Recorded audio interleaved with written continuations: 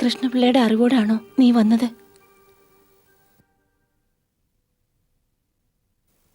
അല്ല അമ്മായി, അത് നടക്കുന്ന കാര്യമല്ലല്ലോ. അറിഞ്ഞാൽ ചിലപ്പോൾ കഴുത്തിന്മേൽ തലയുണ്ടാവില്ല എന്നൊരു പേടി അമ്മയ്ക്കുണ്ട്. പക്ഷെ എനിക്കില്ല. സ്വന്തം ബന്ധുക്കളെ കാണാനും സംസാരിക്കാനും അവസരമില്ലെങ്കിൽ പിന്നെ എന്തിനാ അങ്ങനൊരു തല? കുറേ നാളായി വിചാരിക്കുന്നു വരണമെന്ന്. സുമിത്ര ആസ്പത്രിയിലായപ്പോൾ പോലും അതിന് കഴിഞ്ഞില്ല. എവള് പറഞ്ഞത് ശരിയാ, എനിക്ക് പേടിയുണ്ട്. തല്ലുവോ കൊല്ലുവോ എന്നുള്ള പേടിയൊന്നുമല്ല, കുടുംബത്തിൽ സമാധാനം ഇല്ലാതാവുമല്ലോ എന്നുള്ള പേടിയാ. പക്ഷേ ചേച്ചി വിളിച്ചപ്പോ ഞാൻ അതൊന്നും ഓർത്തില്ല, അതാ ഓടി വന്നത്. ഇവിടുത്തെ കാര്യങ്ങളൊക്കെ അറിയാലോ. എല്ലാം കൂടി നെഞ്ചിനകത്ത് കയറി ആകെ ഒരു പരവേശം. മനസ്സ് തുറന്നൊന്നും സംസാരിക്കാൻ ഒരാളില്ല. അതുകൊണ്ടാ നിന്നോട് വരാൻ പറഞ്ഞത്. പക്ഷേ കൃഷ്ണപിള്ളയുടെ അനുവാദം ഇല്ലാതെ വന്നത്. അക്കാര്യം ഓർത്ത് വിഷമിക്കേണ്ടെന്നേ. അച്ഛൻ വരുന്നതിന് മുമ്പേ ഞങ്ങൾ അങ്ങ് എത്തില്ലേ. ക്ഷീണമുണ്ട്, പഴയ മുഖമേ മാറിപ്പോയ പോലെ. മരുന്നൊക്കെ ഇല്ല മോളെ? ഉണ്ട്, 10 ദിവസത്തേക്ക് കൂടി. ഒക്കെ സമയദോഷത്തിന്റെ ചേച്ചി, അനുഭവിക്കാതെ നിവൃത്തിയില്ലല്ലോ. അല്ലെങ്കിൽ ഈ പിള്ളേരുടെയൊക്കെ ബുദ്ധിയിൽ ഇങ്ങനെ തോന്നണോ? സാരയില്ല, ആർക്കും ഒരു ആപത്തും ഉണ്ടാവില്ല.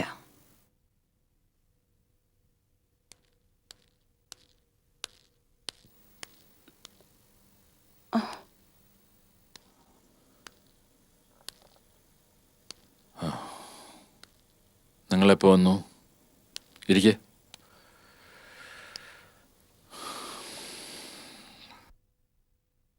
വിവരങ്ങളൊക്കെ അറിഞ്ഞല്ലോ അല്ലേ? കർമ്മഫലമെന്ന് പറയും.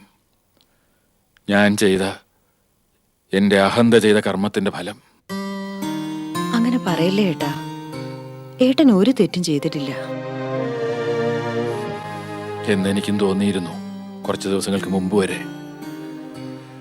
സ്വയം തെറ്റുകാരനല്ല എന്നാർക്കെങ്കിലും തോന്നിയോ അതിൽ പരം വിഡ്ഢിത്തമില്ല. അതെനിക്ക് മനസ്സിലായി മീനാക്ഷി. വിധി മനസ്സിലാക്കി തന്നു.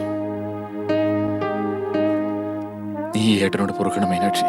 ശങ്കരേട്ടാ, എന്നോട് എന്തിനാ ഇങ്ങനെയൊക്കെ? എന്റെ മനഃശാന്തിക്ക് വേണ്ടി. സഹായിച്ചവരെ അപമാനിച്ചവനാണ് ഞാൻ. അതിന്റെ ശിക്ഷയാ ഇപ്പൊ എന്നെ പൊതിഞ്ഞു നിൽക്കുന്നത്.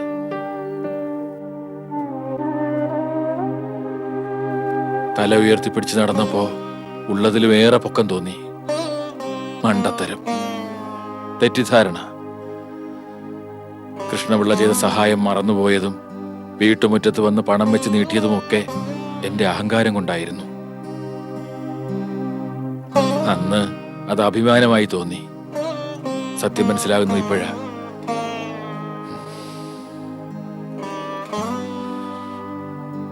കൃഷ്ണപിള്ളയോട് നീ പറയണം ഞാൻ ആത്മാർത്ഥമായി പശ്ചാത്തപിച്ചെന്ന്, അയാളോട് മാപ്പ് ചോദിച്ചെന്ന്.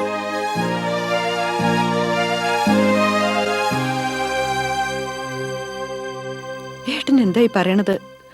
എന്റെ ഏട്ടൻ ആരോടും മാപ്പി വയ്ക്കാൻ പാടില്ല, ആരുടെ മുന്നിലും തലകുനിയാനും പാടില്ല.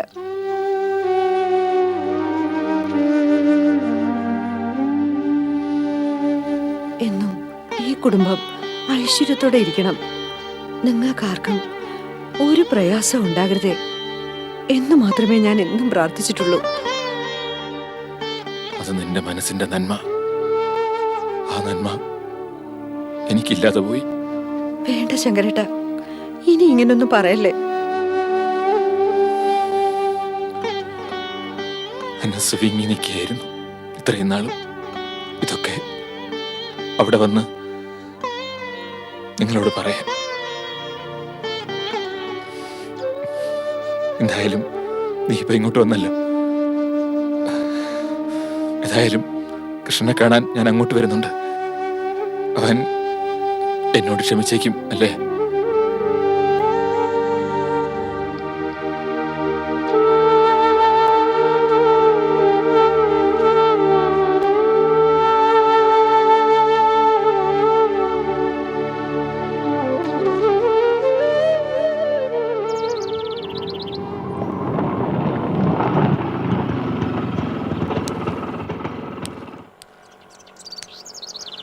ദാ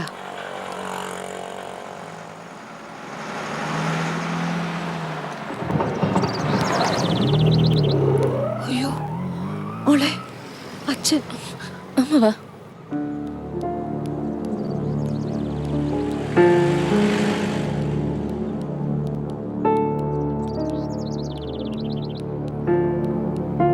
ആ വാ, ഞാൻ കാത്തു നിൽക്കായിരുന്നു.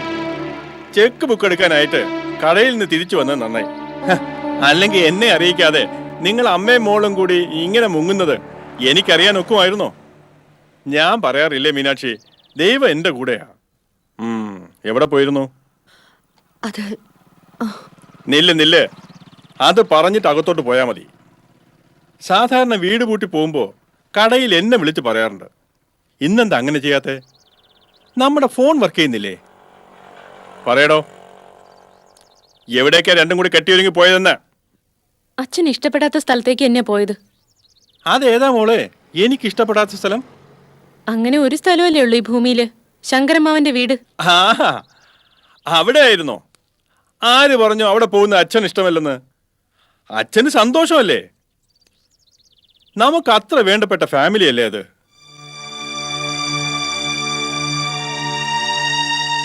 ഇവള് കുട്ടിയാ, നിനക്കെങ്കിലും അറിഞ്ഞുകൂടെ മീനാക്ഷി എനിക്ക് അവരോടുള്ള സ്നേഹവും ബഹുമാനവും ഒക്കെ? അങ്ങനെ ഉള്ളപ്പോ എന്തിനായിരുന്നു ഈ ഒളിച്ചു പോക്ക്? അത് മോശമായി പോയില്ലേ? അപ്പോ അമ്മയും മോളും കൂടി എന്നെ അങ്ങ് തോൽപ്പിക്കാൻ തീരുമാനിച്ചു അല്ലേ? അയ്യോ അല്ല കൃഷ്ണേട്ടാ, സത്യമായിട്ടും അതല്ല.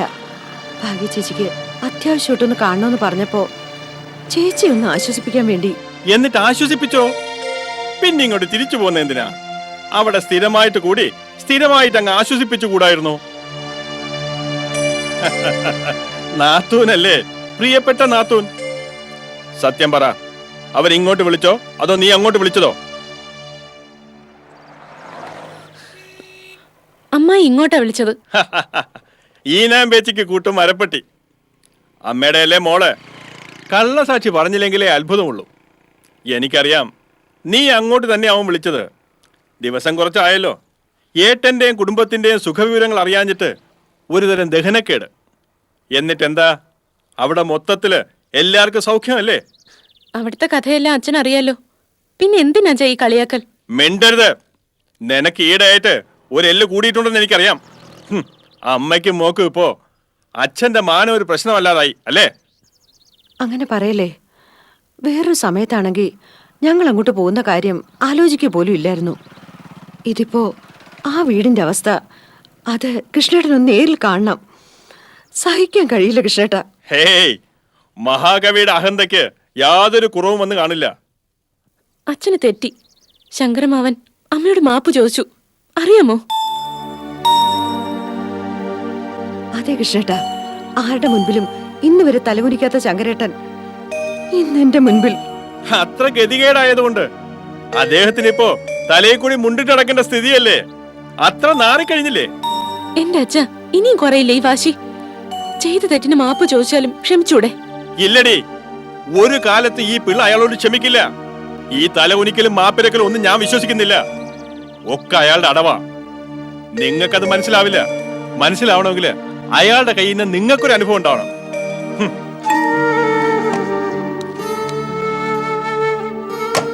എന്റെ മാനക്കേടും മനോവിഷമവും എന്റേത് മാത്രമാണല്ലോ. അതിപ്പോ കൃത്യമായി തെളിഞ്ഞു കഴിഞ്ഞല്ലോ. കൃഷ്ണേട്ടാ, ഒരക്ഷരം മിണ്ടി പോകരുത്. അല്ല, ചെക്ക് ബുക്ക് എടുക്കുന്നില്ലേ? ഇപ്പൊ മനസ്സില്ല.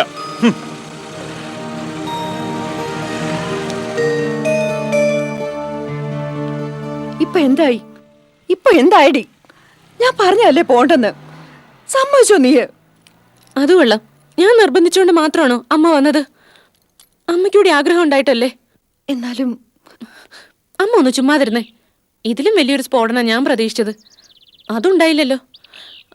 അമ്മ ഒരു കാര്യം ശ്രദ്ധിച്ചായിരുന്നോ? ശങ്കരമാവ് മാപ്പ് ചോദിച്ചു എന്ന് പറഞ്ഞപ്പോ അച്ഛന്റെ മുഖത്തുണ്ടായ മാറ്റം. ഞാൻ കണ്ടില്ലല്ലോ. എന്നാ ഞാൻ കണ്ടു. പുറമേ വലുതായൊന്നും ഭാവിച്ചില്ലെങ്കിലും അത് അച്ഛന്റെ ദേഷ്യം ഇത്തിരി തണുപ്പിച്ചിട്ടുണ്ടമ്മേ. ഉണ്ടോ? പിന്നെ അല്ലെങ്കിൽ സീൻ ഇത് വല്ലതുമായിരുന്നോ? വീടെടുത്ത് മലർത്തി വെക്കില്ലായിരുന്നോ? അമ്മ വന്നേ.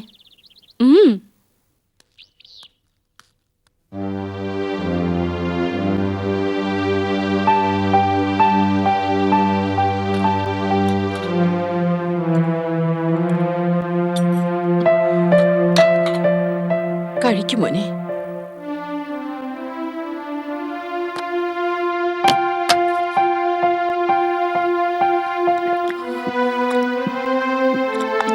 മതി മോനെ, മോനെ മതി.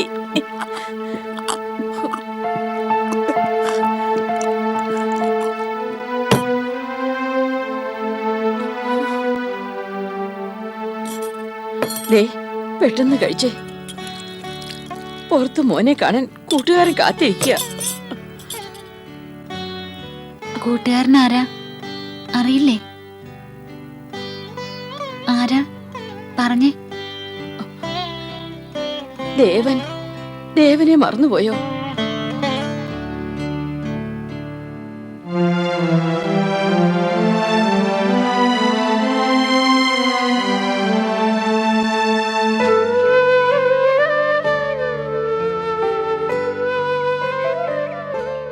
ശ്രദ്ധിക്കണം.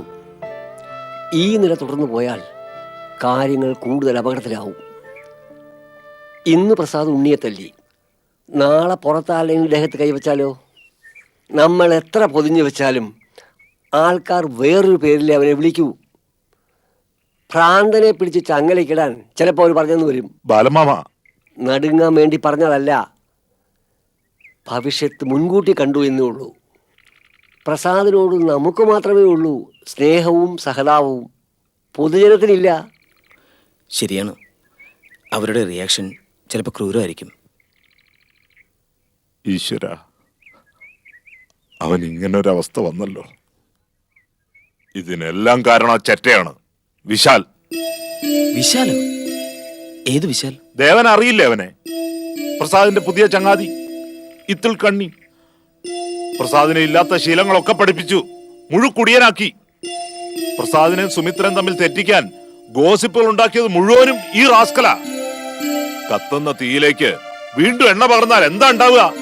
അതാ അവൻ ചെയ്തത്. എനിക്കറിയില്ല എങ്ങനെ ഒരുത്തനെ. പ്രസാദ് കുറെ നാളായിട്ട് എന്നിൽ നിന്ന് ഒഴിഞ്ഞുമാറി നടപ്പായിരുന്നല്ലോ. ഒരുപക്ഷെ അതിന് കാരണം ഇവൻ തന്നെ. നമ്മുടെ എല്ലാ മനസ്സുഖം തകർക്കാനുണ്ടായ അസുര ജന്മം. വളരെ വൈകിയാ ഞാൻ അറിഞ്ഞത്. അപ്പോഴേക്കും പ്രസാദ് അവന്റെ നീരാളിപ്പിടുത്തത്തിൽ അമർന്നു കഴിഞ്ഞു. ഈ ചുരുങ്ങിയ കാലം കൊണ്ട് അവൻ പ്രസാദിനെ ശരിക്കും മുതലെടുക്കുകയും ചെയ്തു, കള്ളായും കാശായും ഒക്കെ. ബാലമാമയ്ക്ക് അറിയാമോ, സുമിത്രയെ ഡൈവോഴ്സ് ചെയ്യാൻ വരെ ഈ വൃത്തികെട്ടവൻ പ്രേരിപ്പിച്ചു. നീ എങ്ങനെ അറിഞ്ഞു രമേശ ഇതൊക്കെ? ബാറിൽ ഇവരുടെ സംസാരം കേട്ട ഒരാൾ എന്നോട് പറഞ്ഞതാണ്. ആ ദിവസം തന്നെ ഞാൻ അവനെ കയ്യോടെ പിടിച്ചു. രാത്രി പ്രസാദിന്റെ വീടിന്റെ പുറത്ത് കാത്തുനിന്ന് പിടിച്ചു. എന്നിട്ട് ഭീഷണിപ്പെടുത്തി വിട്ടതേ ഉള്ളൂ, കൊല്ലണ്ടതായിരുന്നു. എന്നിട്ട് നിനക്കും പോയി കിടക്കാമല്ലോ ജയിലില്, അനിയനെ പോലെ അല്ലേ? ഇങ്ങനെയുള്ള റാസ്കൽസിനെ കൊന്നിട്ട് ജയിലിൽ പോയാ എന്താ ബാലമാമ? നിന്റെ രോഷം എനിക്ക് മനസ്സിലാകും രമേശ. പക്ഷെ ഒന്ന് മനസ്സിലാക്കണം, ചീത്തയാകുന്നവനെ പോലെ തന്നെ തെറ്റുകാരനാ ചീത്തയാക്കപ്പെടുന്നവനും. പ്രസാദ് മറ്റവന്റെ ചൊൽപ്പടിക്ക് നിന്നിട്ടല്ലേ ഈ അവസ്ഥ വന്നു പെട്ടത്. കൊച്ചുകുട്ടിയൊന്നുമല്ലല്ലോ. ആ, കഴിഞ്ഞത് കഴിഞ്ഞു. അവനെ പിന്നെ നീ കണ്ടിട്ടുണ്ടോ? ഇല്ല, കാണാതിരിക്കുന്നതാ അവന്റെ ആരോഗ്യത്തിന് നല്ലത്. പ്രസാദിന് നഷ്ടപ്പെട്ടപ്പോ വേറെ ഏതെങ്കിലും ഇരയെ കിട്ടിയിട്ടുണ്ടാവും. ഈ ടൈപ്പുകൾക്ക് ആരെങ്കിലും ചൂഷണം ചെയ്യാതെ ജീവിക്കാൻ പറ്റില്ലല്ലോ. എല്ലാരെയും എല്ലാ കാലത്തും വെട്ടിച്ചും പറ്റിച്ചും ജീവിക്കാൻ ഒരുത്തനും കഴിയില്ല ദേവ. ഒരു ദിവസം അവനും വീഴും കുഴിയിൽ. അന്ന് പഠിക്കും, അന്നേ പഠിക്കൂ. ദേവ, ഈ വിവരം ശങ്കരനെ അറിയിക്കണം, എത്രയും വേഗം. ശരി.